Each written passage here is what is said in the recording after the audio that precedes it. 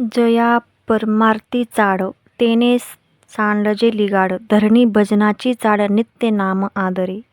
राम कृष्ण वासुदेवा, धरी हाची दृढ भाव, आणि गाचा हेवा दुरी करी आदरे. मंडळी, हा अभंग तुकाराम महाराजांचा आहे. तुकाराम महाराज यामध्ये नामस्मरणाची ताकद काय आहे याचे विश्लेषण करतात. ते म्हणतात, ज्या माणसाला परमार्थाची आवड असते तो संसारातील वाईट गोष्टीपासून दूर असतो.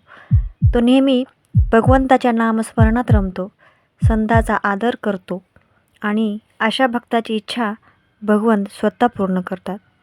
एका जनार्दनी सांगितलेला हा सुंदर संदेश, नामस्मरण करा आणि मन शांत ठेवा. नामस्मरणाने मन शांत होते, सात्विक वृत्ती येते. नामस्मरणाची ताकद अनेक ग्रंथांमध्ये अनेक संतांनी वेगवेगळ्या पद्धतीने त्याचा कसा लाभ होतो त्याचे विश्लेषण केलेले आहे. जय हरी.